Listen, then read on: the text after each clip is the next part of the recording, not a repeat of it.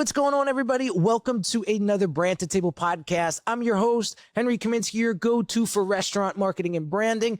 Today, guys, we are bringing the podcast on the road, and we got a phenomenal guest today.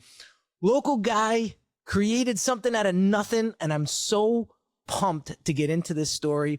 Without further ado, I want to introduce Josh Hertzberg from Burger and Butcher. What's going on, dude? What's up, Henry? How you doing? I'm doing pretty awesome, man. Listen, I saw this thing come to birth over the last couple of years, and I had to sit down with you and hear the story, man. So, before we talk about Burger and Butcher, how'd you get into health and food so much, and what inspired you to create the brand? So, I early on started a career in law enforcement. So fitness and working out and being prepared in that aspect was always part of my life.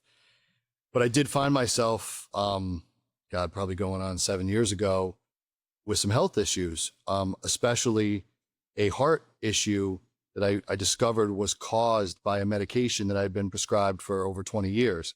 Medication that they say you should only take 2 weeks at a time. But, unfortunately, I had a lot of doctors prescribing it to me for, like I said, 20 years for heartburn. Well, one of the second leading side effects is heart arrhythmia. So after going through some issues, I basically discovered that if I wasn't going to take health into my own hands, I probably wasn't going to find it. So I discovered that, what you put in your body affects your body quite a bit. And food is the main thing that, can either create or destroy your health. So I went down the rabbit hole and basically felt like I couldn't go out to eat anymore. It was just one of those things. But when I did discover this and when I did make a change, my life changed, my health changed, everything. And so, it's one of those things when you find something that has such an impact on your life, you want to tell everybody, you want all your friends to do it, you want all your family to do it. When you get to the point where you're preaching to them, it just doesn't work. So I knew I wanted a place where my family could come eat, where my friends, my neighbors, this is my hometown. So I figured I will just build a place that has amazing food, doing it my way, knowing it's healthy, and people will discover it on their own that way. And, when I did this almost 2 years ago, you didn't see this message in the mainstream like you do now. People didn't know about it. And I had, my good friend and our chef, he was a private chef for the Johnson & Johnson family. He's been in the restaurant business forever. I spent a year trying to convince him to come over and help me do this. And one day he sat me down and he's like, listen, before, business, we're friends. He goes, I don't think you can make money doing this. I don't think a business can survive doing it the way you want to do it. So, and I know he knows the business, but I basically told him, listen, I'm going to do it either way. So it'd be way better if you came and helped me. And thankfully he was like, all right, well, if you're going to do it, I'm in. And, 2 years later, I am humbled by the success we've had, the following we have, the people that travel so far just to be able to feed their family delicious, healthy food, right? There's all kinds, and I'm not going to name names, but there's other restaurants out there that are health food restaurants, and their food is, it gives healthy food a bad name sometimes. So the first thing, it had to be delicious because I couldn't survive if regular people didn't come eat, besides people that are on their health journey. So that is what sent me on this journey. And I just wanted to be able to share what I've found and what impacted my life with my friends and my family and my community. Oh, that's awesome, dude. Listen, there's a lot of things that go into an establishment like this when you are so health focused.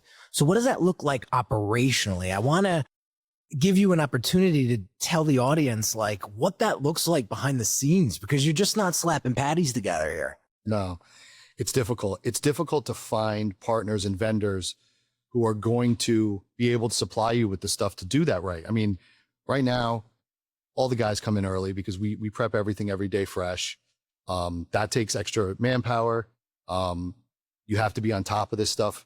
I always tell this story. There was one day where I get a call. It's early in the morning. Chef Ethan's here. He goes, dude, I have some bad news. I'm like, what? He's like, they prepped all of the sauces last night with canola oil. I'm like, why would they do that? He's like, well, the box looks similar and the vendor brought it by accident. They just grabbed the wrong one out of the truck. the guys didn't look, it looks the same. And I was like, all right, well, let's just remake them. He goes, yeah, we don't have any. He goes, we got the wrong oil. We don't have avocado oil, which is what we use as our base. And so I went to the store, I emptied the grocery store shelves off of the, the best avocado oil I could find, and we remade them all. So, all these things that you do are at extra expense. I know we talked a little bit prior to getting on camera. The margins are so thin in the restaurant business to begin with that what he said made a lot of sense, that it was going to be very hard to make money and actually have a successful business. But, you got to find other ways to do it. We get people that don't really love that, we have QR codes on the table to order. We have a kiosk. I do things very different. I wasn't in the restaurant business. I just thought through everything, like what makes sense to me. How do I provide really great food, good service, but minimize cost in other places where I can actually do that? And one of the things was to limit the amount of people working in the front. And one of the things I did from day one is all the tips are shared. So a lot of people are like, well, the tipping thing is big when you're not getting service. People feel like, well, I don't have to tip as much. But what a lot of people don't realize is the guys in the kitchen who are working their butts off, who are here early, they stay late, prepping all the food, making everything from scratch. Everybody shares the tips from the front of the house to the back of the house. And that is part of, we're doing a lot of days right now, we're doing 10 to 15% labor cost, which is unheard of, right? So we are trying to do it differently, but putting a focus on making sure that the food is right. That's our focus. That's huge. And talk to us about, because I don't think people realize how expensive it is. And we got to talk about that a little bit. I mean, it's an elephant in the room. One of the first lessons I learned is when we started researching, using the tallow, how often it has to be changed, what are the differences in how it breaks down as compared to canola oil, which is what most restaurants use. $70 to fill our fryers with canola oil. It was $750 to fill it with pastured tallow. That's what I'm talking about.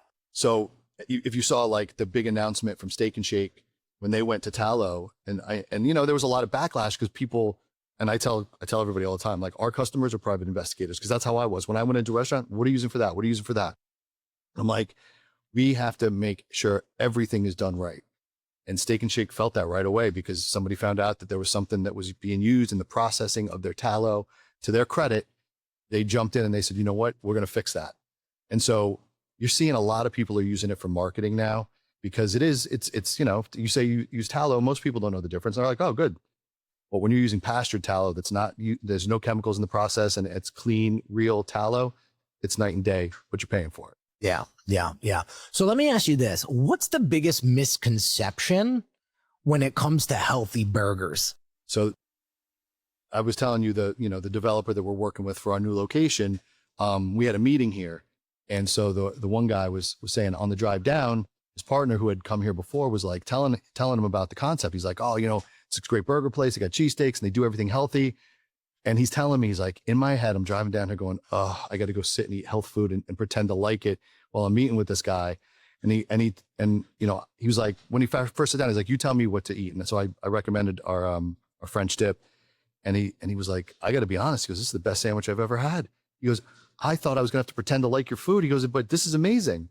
So, you got to make it good. It doesn't matter. But what I learned is if you get good ingredients from really good vendors, it's going to be good. It's going to be better than good, because you're not getting all that processed stuff. You're going to feel better afterwards. So, I went with the best in the business, Pat LaFrieda, for me. And, he went out. I mean, if anything about that guy, he's there at night. They are doing everything at night. So in the morning when that shipment shows up, it's all fresh.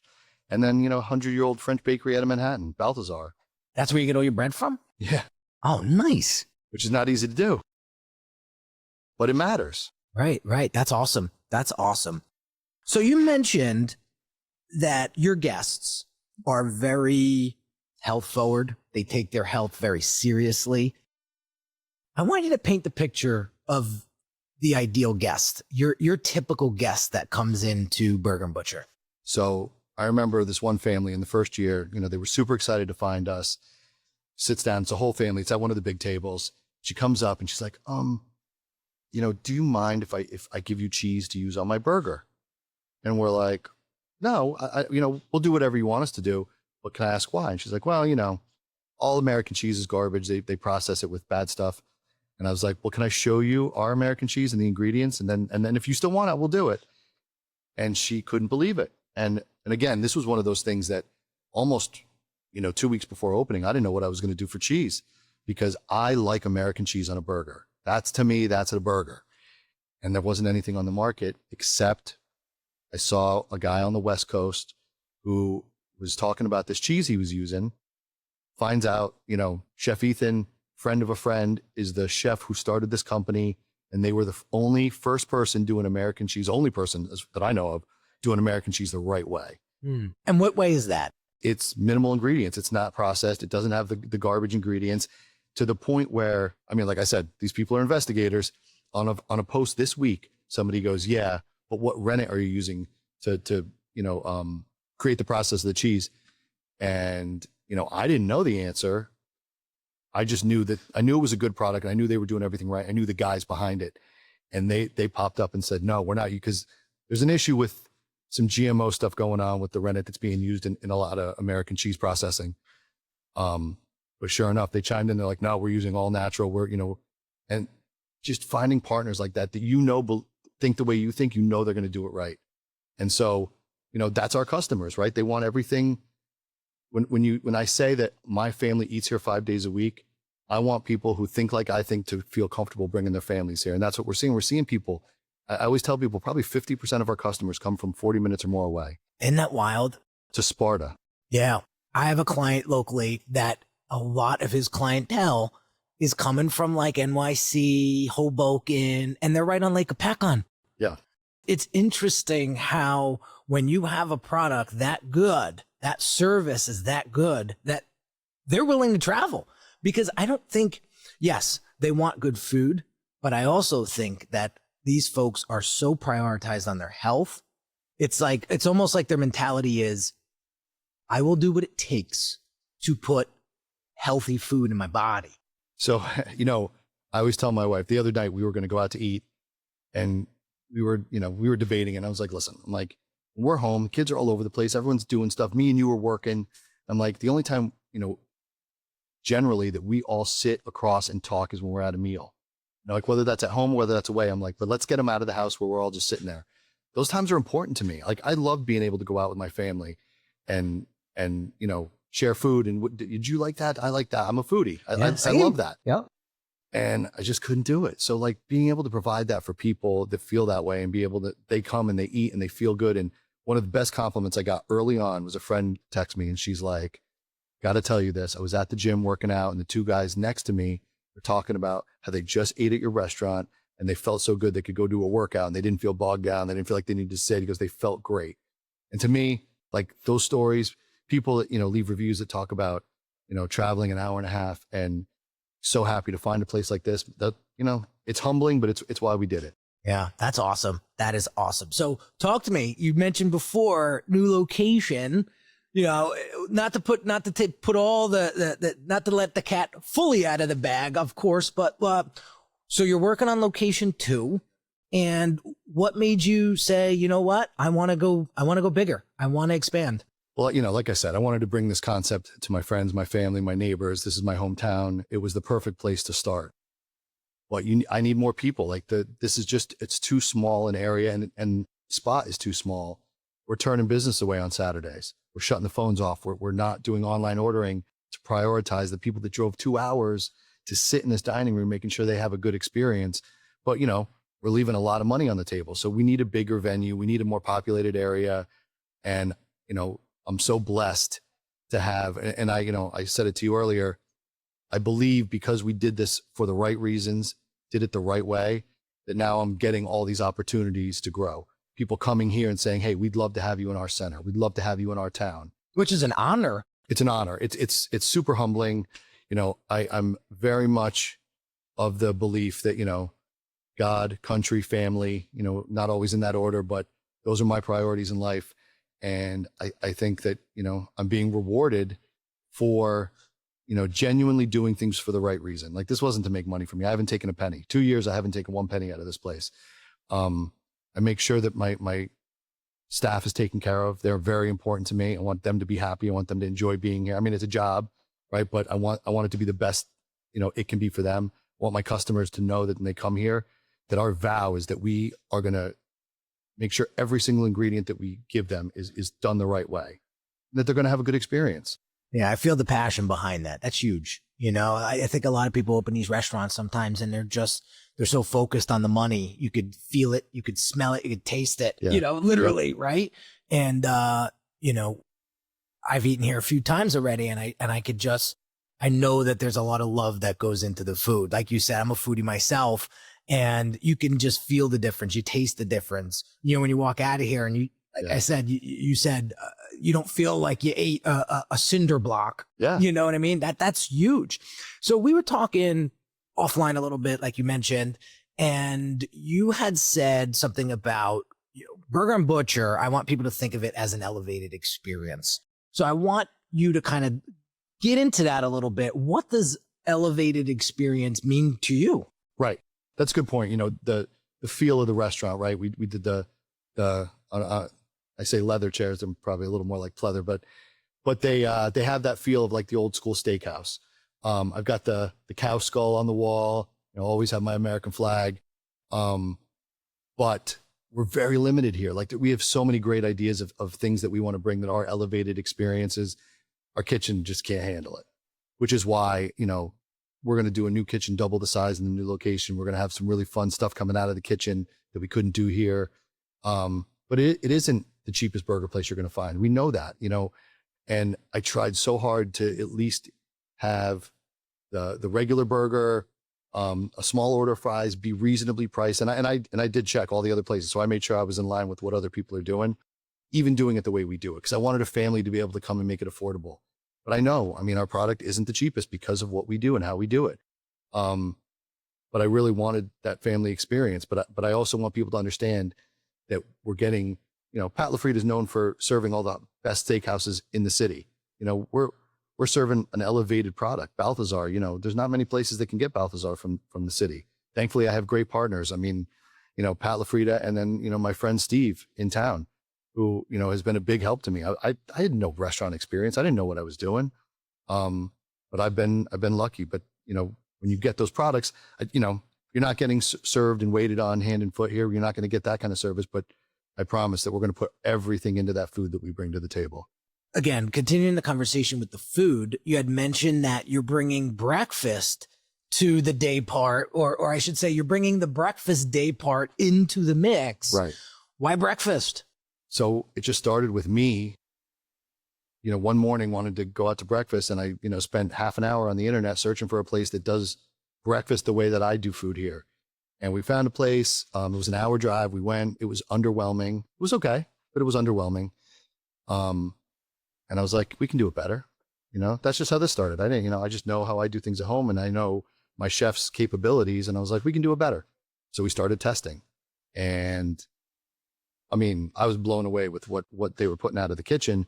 Unfortunately, we just got so busy that we kind of had to sideline it for now until we can, you know, catch up and really, you know, because I don't want to put a bad product out. I want it to be perfect when it comes out. So we're still working on it, but our goal is within the next couple of weeks to be doing Saturday and Sunday morning breakfast. Oh, dude, I can't wait. You know, I love a good burger with a nice egg on it. You know, it goes a long way. But you're not saying just that. I mean, you're going to have a full breakfast menu. So right now, the things that, you know, I'll give you a little sneak peek, but we're doing Eggs Benedict. We're doing French toast, thick cut French toast. We're, you know, making the hollandaise sauce ourselves. We're making the whipped cream ourselves. We're using, you know, organic Vermont maple syrup. We're doing everything right, doing it the way that we do it. And, you know, there'll be a couple other things where, you know, we're using our tallow fried breakfast potatoes. So it is phenomenal. We've already had 3 test runs. Everybody's raved about it, but we want to just make sure it's perfect. I love it. I can't wait. I'm definitely gonna be one of those first. I'll tell you, before this last post that went super viral, the biggest response we got was when we mentioned breakfast. And I was like, oh boy, we're going to be real busy. You know, it's funny. Everybody, for whatever reason lately, is fiending for like a good breakfast brunch spot. And it's funny because I'm not a big brunch guy, but when I get a good brunch, I'm like a kid in a candy store, right? So yeah, I think it's listen, I love that you're listening to your audience. You're listening to the community. You're listening to, what they're telling you. You know how many times I've worked with operators where they've gotten hundreds of reviews that say it's too loud in the restaurant, and they do zilch about it. And I'm like, this is an easy fix. This is maybe half an hour of putting those pads up to make a huge difference and make everybody happy. Won't do it. Yeah. It's crazy to me. It's mind boggling. So the fact that you're dialed in and you're in tune with your audience says a lot. Well, that's the great thing about being in your own community is, people aren't afraid to give me, to say, hey, just wanted to let you know, good and bad, right? Great. And you got to listen.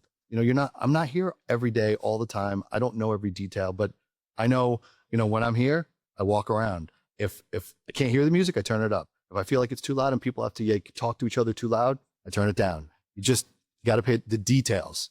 You're reading the room. Well, I always tell people, like, I can't have meetings in the restaurant because I'm looking at every table. I'm looking at their faces. I'm like, does somebody need something? And I'm, again, not a restaurant guy, but just knowing, like, being able to read faces and know, I can't pay attention if I'm here. If I'm here and there's customers here, that's all I can see. Yeah. I'm the same way. It's like squirrel. Yeah. Exactly. So would you consider Burger and Butcher being in the forefront of this movement towards clean comfort food? 100%. 100%. I mean, like I said, when I first started this, you weren't hearing about it. 2 years ago, people weren't talking about this in the mainstream media. There were still people talking about it, but it wasn't like it is now. And when you leave, you'll see above the TV, the entrance, there's a box with a flag in it from the Capitol, and it says in honor of Burger and Butcher and progressing the Maha movement. And I feel like we are the forefront. I feel like we are leading the way, and I want to continue to do that. I think it's only going to become more and more prominent. I mean, I'm in the business now 16 years. I've never seen alcohol prices so low in my life. Well, that's one of the things I've been telling people is, especially in New Jersey, because liquor licenses are so expensive, that restaurants sometimes don't even make money on their food. They got to make it on the alcohol. And now that you're seeing drinking down 50% in our country, 50%, these restaurants are going to be suffering if they don't make a move. But when the customers start seeing the prices go up in food, they have to understand it's not that people are trying to do the wrong thing. This is the reality of the business. Yes, 100%. But to that point, being a former drinker, I used to love to, go to a restaurant, sit at the bar, have a drink before while I'm waiting for my table, talk to people. It's just a social thing. So one of the things we talked about is having, we're going to have a bar for people to sit at and kind of see what's going on, but we're also going to have a full mocktail, because for me, I don't drink anymore. So when I go to a place, that's the first thing. Like if I'm sitting waiting, I want to still have that experience. And if they don't have something good to drink, I'm with my mineral water, but I want to be able to have that experience for people, and especially people that want to sit and be social, but aren't going to drink. Maybe it's age. I don't know, but I was quite the drinker. I'm 45 now, and I'll be honest with you, the signs, right? The signs, not being able to recover faster, like, back in the day, your friends getting ill. One of my best friends from college, he needs a liver because he overdid it. He's 30 years old, so it's these signs. And I'm saying to myself, like, I got an 8-year-old son. I know you got little guys too.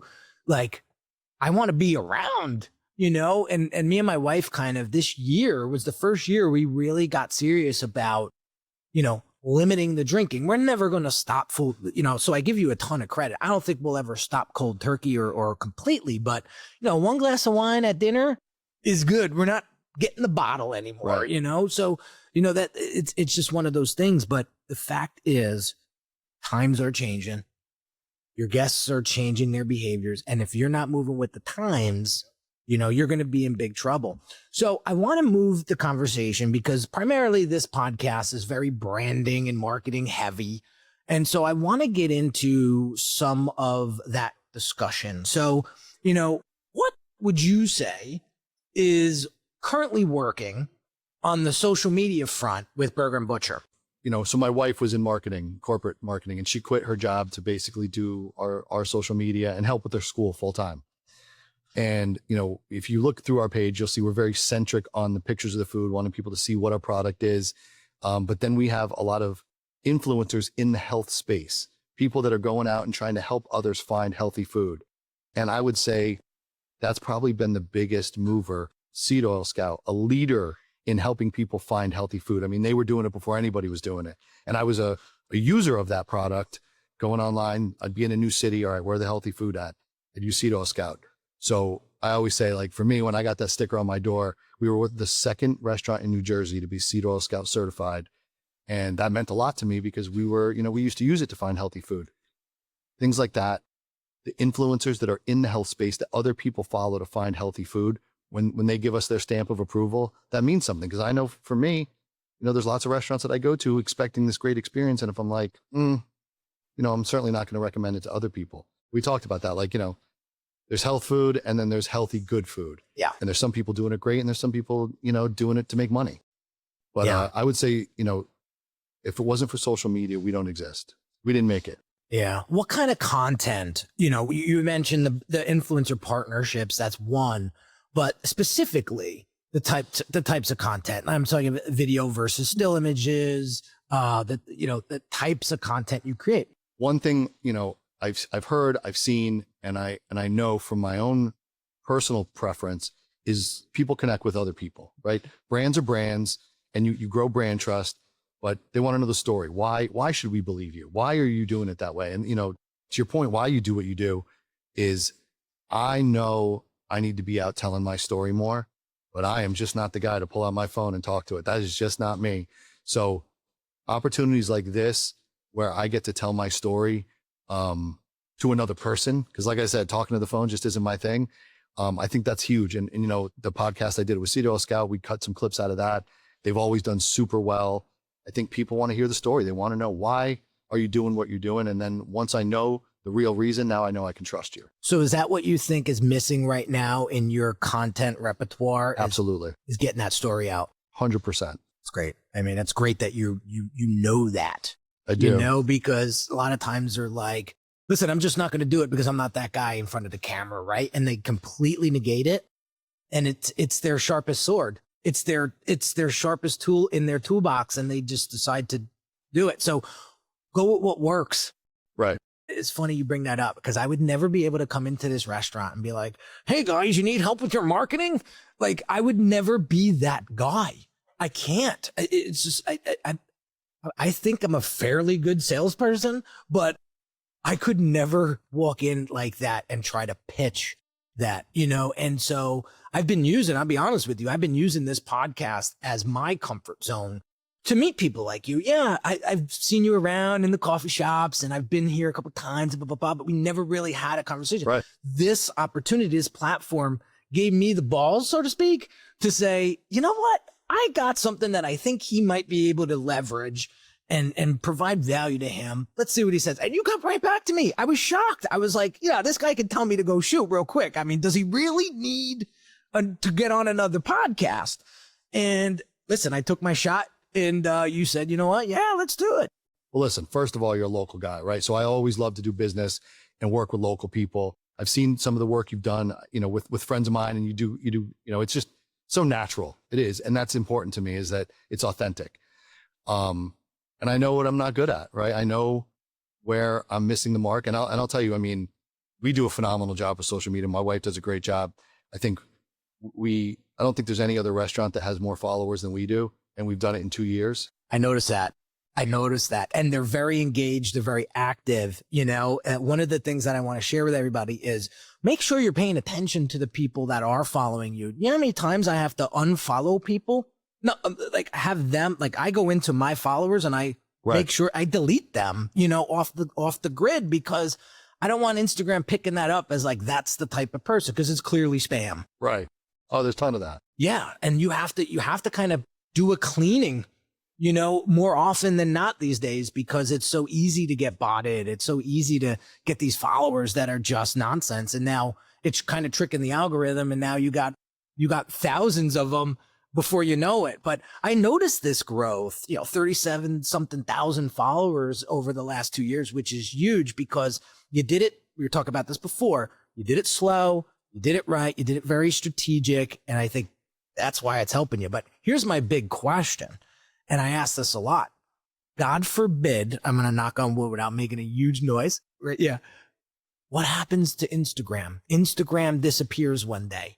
Your account goes down, right? It gets to, I had 187,000 followers 3 years ago. Instagram woke up one day and said, now I got 1,100 and people think, who the hell's this guy? This guy's got 1,000 followers, right? And I'm like, if you only knew. So what happens then? You know, what do you have a backup plan? Have you thought about this before? Are you thinking about taking that audience, right, that you have and starting to build something more tangible for you guys? Yeah, I mean, we do have other methods. You know, basically, we try and capture everybody's information when they come in the restaurant because we have a rewards thing, right? So, which has been blowing up. Like I see it every day, how many rewards we're giving out. And I love that because nothing better than rewarding your customers. Like, especially, you know, we know our regulars and, you know, we try and do business with them. Like one of the guys that started a cleaning company with the cleanest cleaning products I've ever seen. I mean, it's amazing what he's put in the stuff. So we're going to start using all that stuff. So building those other ways of capturing your audience so that you have a way to get a hold of them. But I think right now I could erase social media tomorrow and we have enough customers that love us that they're going to come anyway. Now, you always got to be able to capture a new audience. I mean, we're going to move spaces and that's going to be our primary way to tell the new neighborhood that we're at. So, you know, honestly, it is not the first thing I'm thinking of. Like we're so busy every day just trying to keep up that, you know, you have to know what you're not good at and you can't be good at everything. So you gotta kind of split your attention up. Like, you know, I've got the guys that run the kitchen, you know, in the beginning, I was back there making sure everything was right, but now I got people doing that. I'm trying to run the business. My wife does the marketing, but at the same time, you know, we know what we don't know. And so there's that, like, you know, that's something I didn't think of. And, you know, people know I can be outspoken and it's not hard to get kicked off of social media these days. Likewise, you know, but my wife's constantly slapping me behind the scenes like, you said that.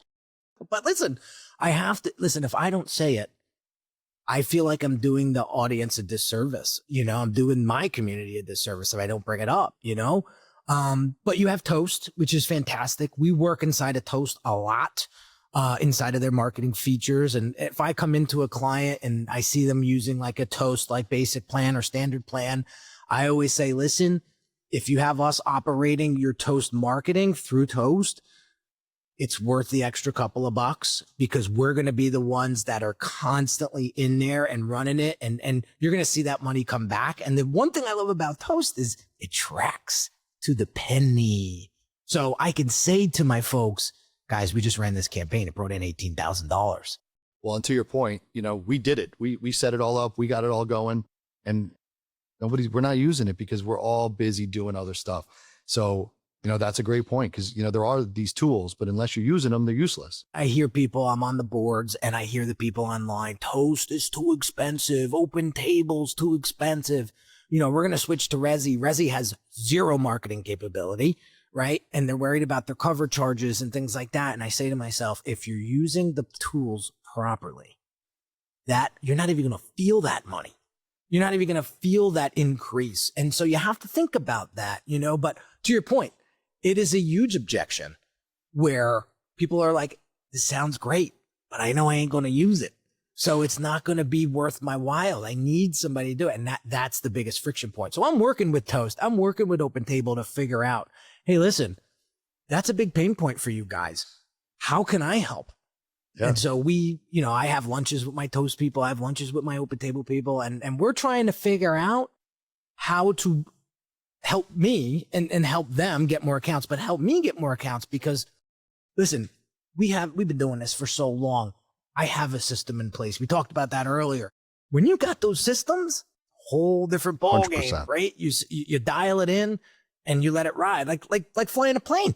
You think that they're not manually flying the plane anymore, right? They take off, they land, but in between, you know, they're watching Netflix. Right. Well, we talked about like, if somebody asked me last year, hey, I need you to open a restaurant here, I would have been like, I can't do it. I wasn't ready. I mean, we've literally built our own software for scheduling, for ordering, for expense tracking, for management portal. Are you familiar with 7 Shifts? We used the 3 major ones that were out there. None of them did everything. Clearly. Right? Yeah. And there were some simple things that I thought, like, of course they must do that. Well, they didn't. So we created our own. There you go. That's what you got to do sometimes, right? Listen, couldn't find a restaurant that I loved. I created my own. It's kind of in your DNA. I mean, I have a school across the street for the same reason. No way. I didn't even know you had that school. I didn't know that. What do you want people to know about Burger and Butcher that they don't see on Instagram? I think we probably already covered it, that this is a labor of love. It's a passion of mine. It's, people that know me, my friends know me, they think I'm nuts in the best way. But I mean, I don't really shop at the grocery store anymore. I don't, if I go out to eat, it's usually a steakhouse because I know I can get a piece of meat with salt. I mean, I'm just very particular about everything. All my food comes from farms in Pennsylvania. I want people to know that when they come to this restaurant, my family eats here 5 days a week. So I trust everything and I know everything that's in our kitchen, and they can trust that this is a safe place for their family to eat. I love it. Where do you see Burger and Butcher in 5 years? So I have a strategic plan of places I want to be, different cities, mostly on the East Coast. I want to get my passion. I want to, if you go through my social media, you'll see people, come here. We need you here. We don't have anything like this there. So I want places that I love being, so that when I, check on my restaurants, that they're all doing good. And I want to be able to bring this. And I hope that people see this and say, wow, you know what? You can run a business like that. You can do it the right way. And I hope it inspires other restaurant owners to do what I'm doing because people want it. That's key. So final question. If you had to give one piece of advice to restaurant owners out there that are trying to build something meaningful, what would you tell them? I thought about this a lot because Cedar Oil Scout, they're trying to help restaurants do this too, because they want to get this out there. So the one thing that I understood is that restaurants have very thin margins, especially single family owned restaurants who are living off that margin. It's hard. It's hard for them to be like, I don't have any more to give. But you look at it not as marketing, but as it opens the doors to a whole new customer base that wouldn't come there otherwise. And if you're looking at some of the restaurants that are doing it, if you look at that expense as an investment, that there will be all these new people that are like, oh, they're doing that, I'm going to try it. I mean, look at all the sourdough pizza places now, right? Pizza places that are getting real GMO-free Italian flour, doing it sourdough. They're killing it. They're killing it because I'm not taking my family any regular pizza place. Like, I want to know that, that it's good stuff. And I'm paying attention to that stuff, and a lot of other people are now too. Without a doubt. And like you said, God, today's health is a lot different than our parents. You know what I mean? So you can't even really compare. It is literally apples and oranges. 100%. So you have to be conscious. And I love that you're doing that. Josh, man, what a pleasure, dude. Like, great conversation. I think people now can understand a little bit more of the heart and soul of Burger and Butcher, and, being here and seeing the team kind of interact with guests and, seeing them interact with you is a huge thing. And I think bringing this podcast on the road is going to be able to get people to experience not only in the trenches, but really get a feel of who I'm interviewing and what their establishment truly is. So yeah. Pleasure to have you on the show. And thank God, I never told you this, but you were my first episode live. Oh, really? Love it. Well, listen, Henry, it's a great service that you provide, and it's a great product. Like I said, I mean, and I told Cedar Oil Scout the same thing. People that do what we do, or, restaurant owners that are so busy keeping up, they're just not the people that are in front of the camera. Like, some of them are really good at it. Most of them aren't. So to have people like you that help them get their story out, it's so important. And it's such a huge help for the customers to find people like me, like them. So I appreciate you taking the time to do this with me. My pleasure, dude. And listen, before we go, where can people find you online? I mean, that's, simple question, but we can't leave that out. Yeah, no, burgerandbutcher.com, Burger and Butcher on social media, like Burger and Butcher. That's it. You'll find us. Beautiful. Josh, great talking to you, Thanks, man. There you have it, guys. Another podcast in the books. First ever remote episode. I think you guys are going to love it. Stay tuned for more of these. Love you guys. If you found value in this episode, please share it with a friend in the industry that could get some value out of it. Love you guys. I'll catch you on the next episode real soon. Take care.